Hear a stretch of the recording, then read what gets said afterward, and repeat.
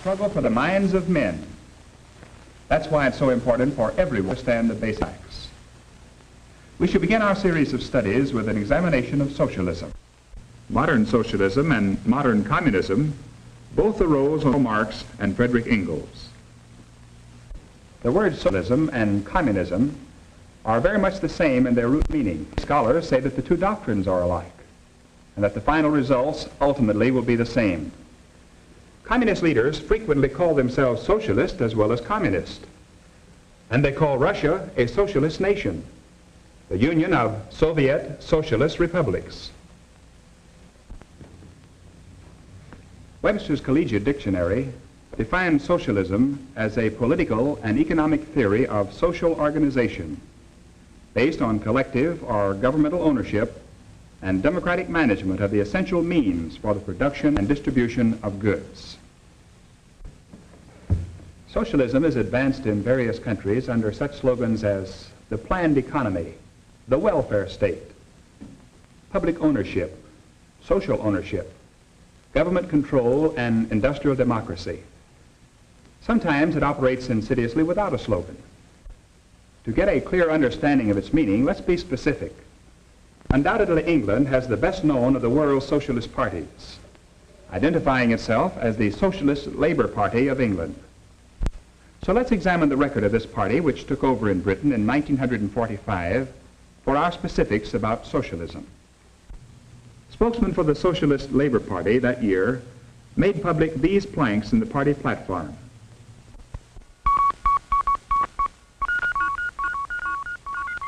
The Labour Party is a socialist party and is proud of it. Its ultimate purpose at home is the establishment of the socialist Commonwealth of Great Britain.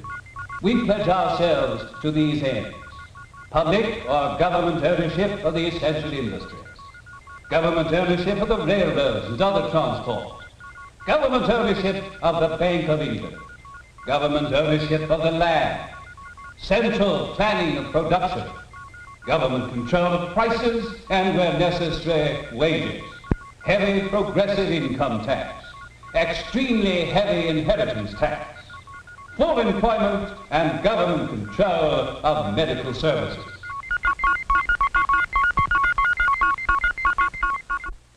These, then, are the specifics of the doctrine of socialism.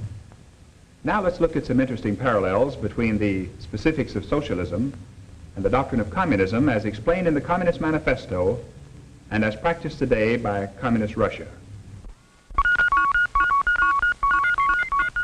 The proletariat will use its political supremacy to centralize all instruments of production in the hands of the state. Factories and instruments of production are owned by the state. Centralization of the means of communication and transportation in the hands of the state. Centralization of credit in the hands of the state by means of a national bank or the state capital and an exclusive monopoly. Abolition of private land ownership. Central planning of production. A heavy progressive or graduated income tax. Abolition of all rights of inheritance.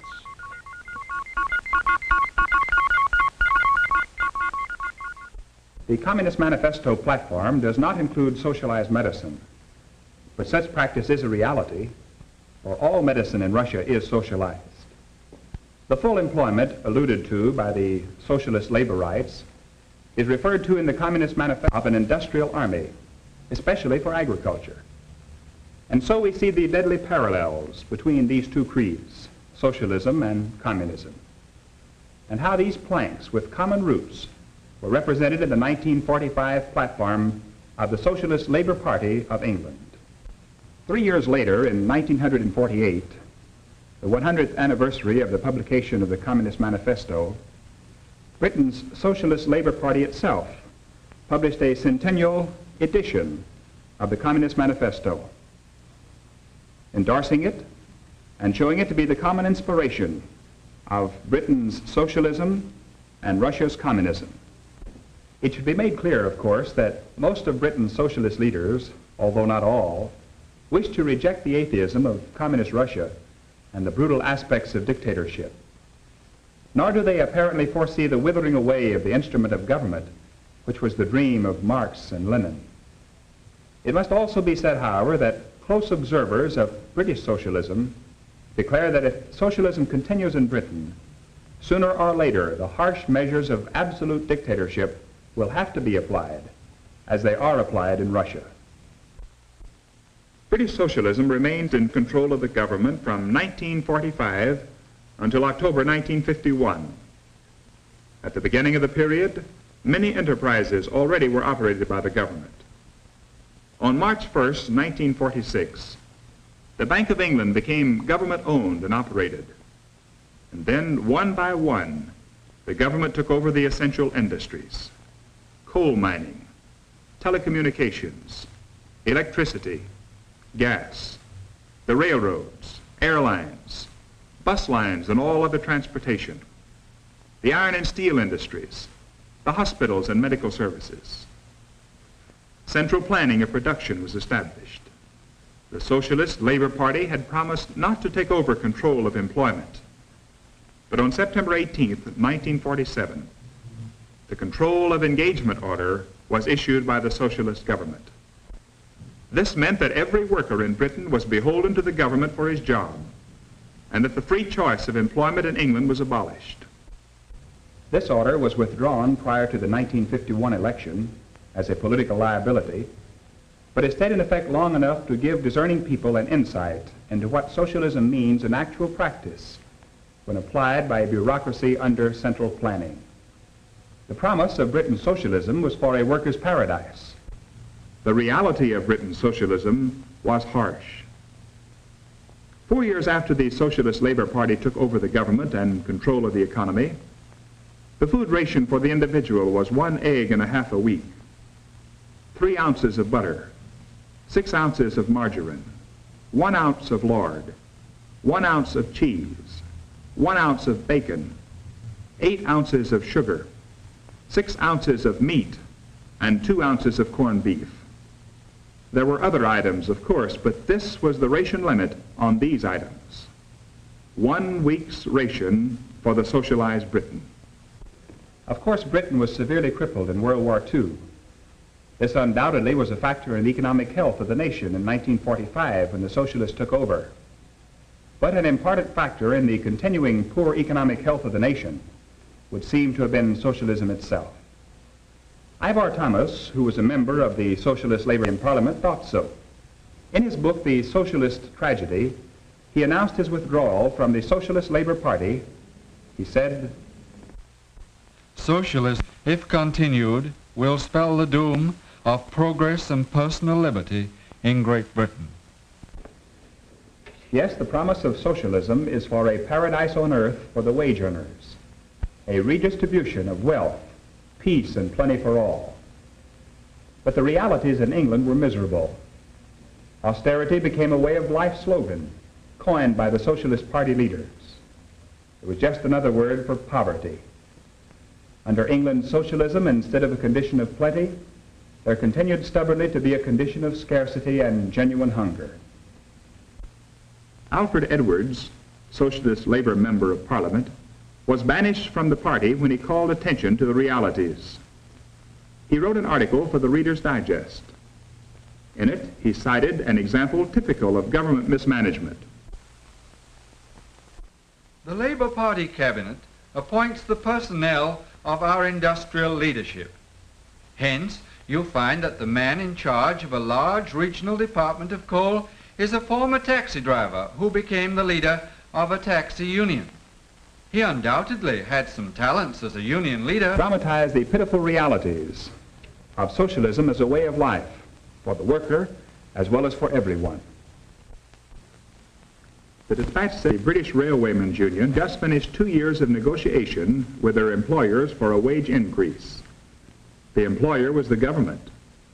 And at the end of 2 years, in January 1955, the union settled for a gain of 84 cents a week, or about 16 cents per day.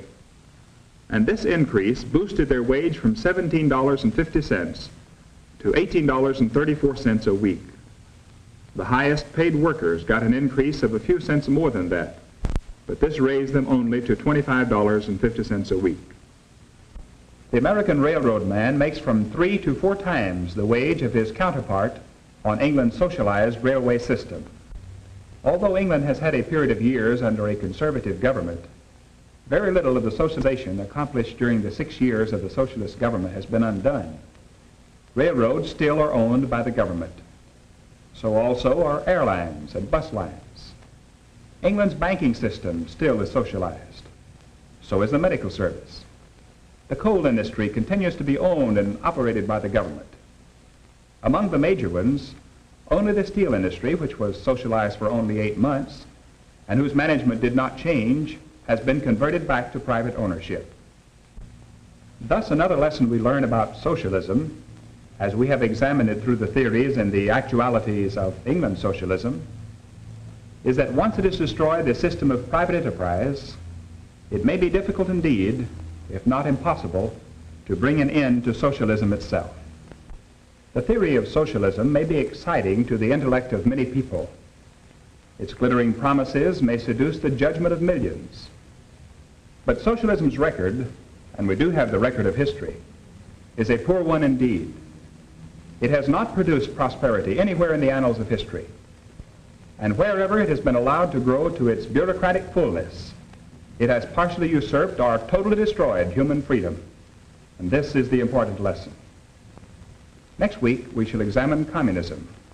But for now, class dismissed.